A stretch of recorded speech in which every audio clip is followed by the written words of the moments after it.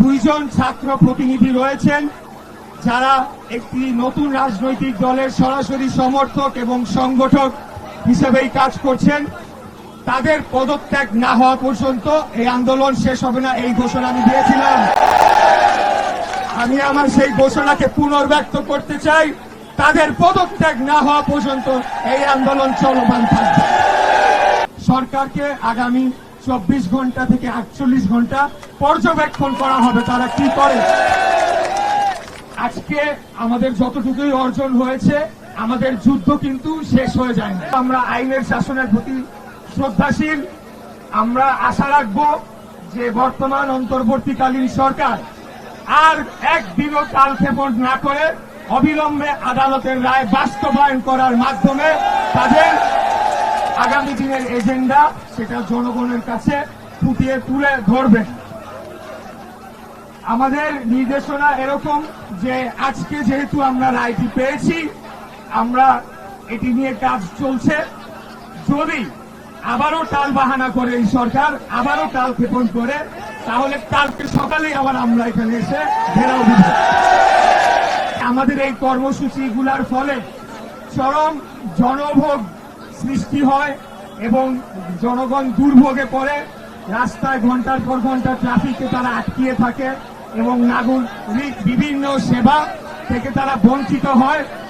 এই যে ঘটনাটি ঘটে সেটার জন্য আমাদের নেতা এবং আমরা দুজনেই ঢাকার সাধারণ জনগণের কাছে আমরা আন্তরিকভাবে ক্ষমা প্রার্থনা করছি।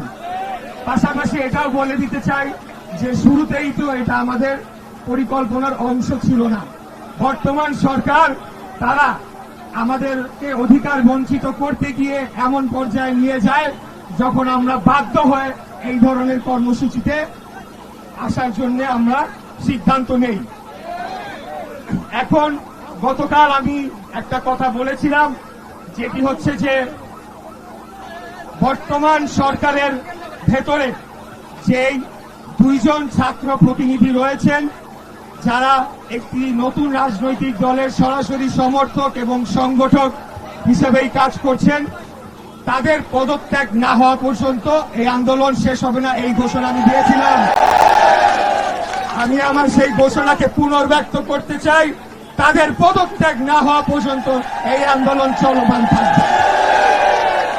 তবে আজকে হাইকোর্টের যেহেতু বাংলাদেশ জাতীয়তাবাদী দল বিএনপি একটি গণতান্ত্রিক, নিয়মতান্ত্রিক এবং আইনের শাসনে বিশ্বাসী রাজনৈতিক দল, আজকের হাইকোর্টের আদেশনার পর আমাদের দল সিদ্ধান্ত নিয়েছে যে আপাতত আমরা স্থগিত রাখব এবং সরকারকে আগামী 24 ঘন্টা থেকে 48 ঘন্টা পর্যবেক্ষণ করা হবে তারা কি করে এবং তার পরিপ্রেক্ষিতে তাদের যে কর্মকাণ্ড সেটার উপর ভিত্তি করে পরবর্তী কার্যক্রম নির্দেশনা আসবে এবং নেওয়া হবে।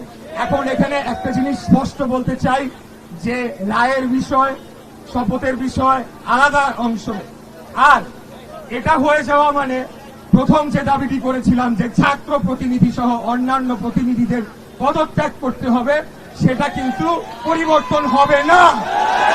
সেই দাবির জায়গায় থাকবে। হয়তোবা সরকারের সাথে আমাদের উচ্চ পর্যায় থেকে আলাপ আলোচনা করে এটিকে সমাধান করার চেষ্টা করবে। যদি না হয় তখন সেই অনুযায়ী ব্যবস্থা নেওয়া হবে আন্দোলন সংগ্রামে। প্রিয় ভাইরা, আজকে আমাদের যতটুকুই অর্জন হয়েছে, আমাদের যুদ্ধ কিন্তু শেষ হয়ে যায় না। আমরা ছোট ছোট ধাপে একটা একটা করে ধাপ পার হয়ে আমরা আমাদের চূড়ান্ত লক্ষ্যের দিকে অগ্রসর হচ্ছি এবং এই কাজ করতে গিয়ে সম্পূর্ণ শতভাগ কৃতিত্ব যদি দিতে হয় তাহলে আমাদের তৃণমূলের বিএনপি এবং সকল অঙ্গ ও সহযোগী সংগঠনের যারা নেতা কর্মীরা রয়েছেন তাদেরকেই সর্বোচ্চ কৃতিত্বটা দিতে হবে। তারা যে পরিমাণ কষ্ট করে এই আন্দোলনটিকে সংগঠিত করেছে, যেই আন্দোলনে ঢাকাবাসী স্বতঃস্ফূর্তভাবে তারা নেমে এসে যোগদান করে এই সরকারকে বাধ্য করেছে তাদের জায়গা থেকে সরে আসতে।